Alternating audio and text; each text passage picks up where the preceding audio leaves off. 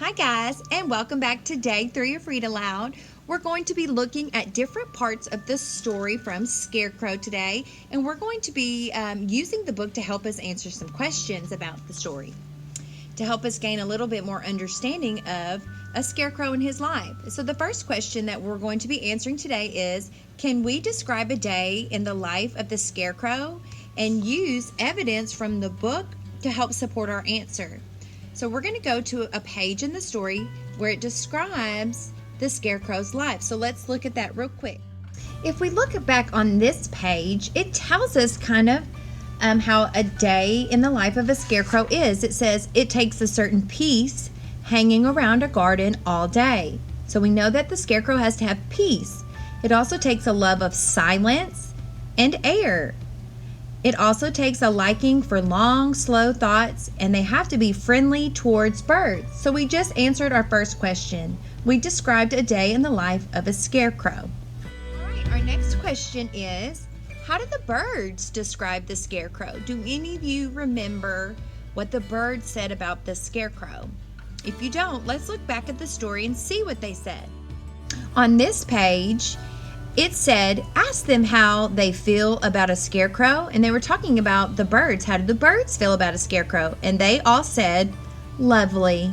So it seems like the birds like the scarecrow. So we just answered our second question. How do the birds describe the scarecrow? All right, our next question that we're going to answer together is, the story says the scarecrow has been a witness to life. What do you think that means? Think about that for a second. What do you think that means, being a witness to life? We know he's in a field all day. What kind of life is he witnessing while he's out there? Let's look back on a page where it talks about this. If we look back on this page, it says, for he has been a witness to life. The earth has rained and snowed and blossomed and wilted and yellowed and green and vined itself all around him. So I think they're meaning that he has been witnessing plant life.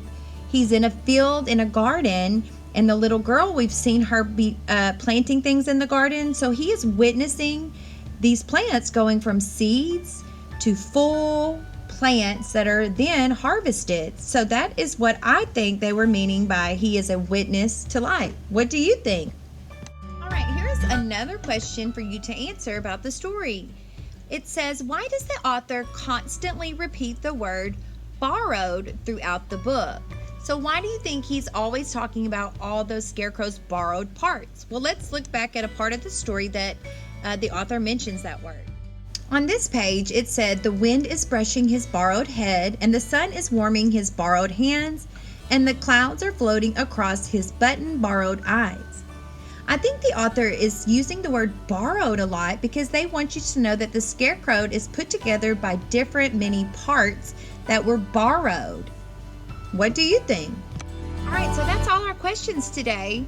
All I really want to ask you now is, do you think the scarecrow in this story enjoyed his job or does not enjoy his job? Think about that for a minute. What do you think?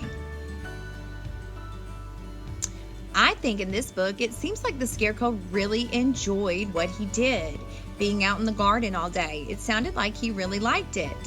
Also, would you like to be a scarecrow? I think it would be fun, but after a while, I may get bored of it. But who knows? All right, guys, I'll see you back here tomorrow for more books about scarecrows.